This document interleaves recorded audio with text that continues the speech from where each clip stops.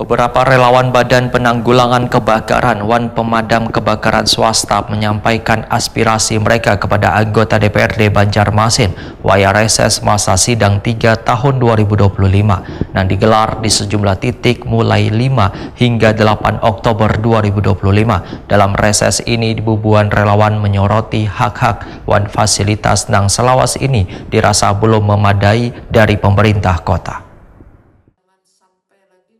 Beberapa relawan Badan Penanggulangan Kebakaran Wan Pemadam Kebakaran Swasta menyampaikan aspirasi mereka kepada anggota DPRD Banjarmasin Muhammad Faisal Haryadi waya reses masa sidang ketiga tahun 2025 yang digelar di sejumlah titik mulai 5 hingga 8 Oktober 2025.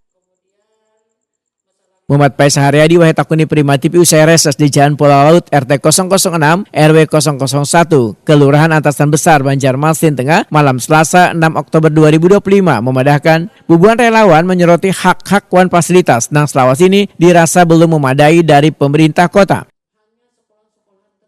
Relawan BPK Wan PMK swasta masih menerima fasilitas terbatas termasuk cakupan asuransi. Beberapa satuan BPK Wan PMK hanya mendapatkan perlindungan untuk 5 hingga 10 orang, sehingga banyak relawan lain belum tercakup.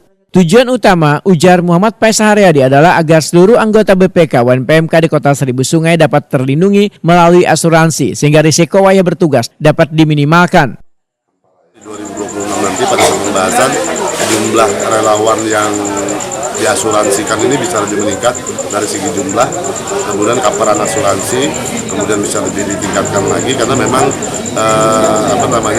beberapa satuan hanya bisa dikasih 5-10 orang saja, masih terbatas jumlahnya, dan ini juga jadi perhatian kami di DPRD sehingga seluruh PMK BPK yang ada swasta ini bisa tercover seluruhnya terkait asuransi ini.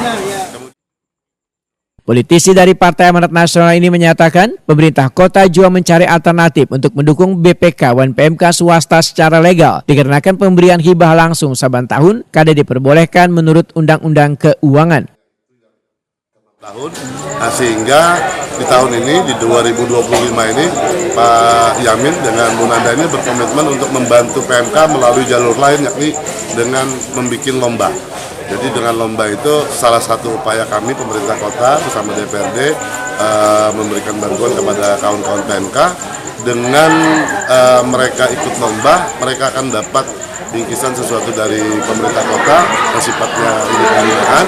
Kemudian bagi yang pemenang bisa mendapatkan hadiah yang lebih bagus lagi. Nah, kami juga berharap bahwa ada upaya-upaya lain nanti yang bisa kita upayakan sehingga yang selama ini kesulitan kita untuk membantu PMK BPK ini bisa ada jalan lah seperti itu.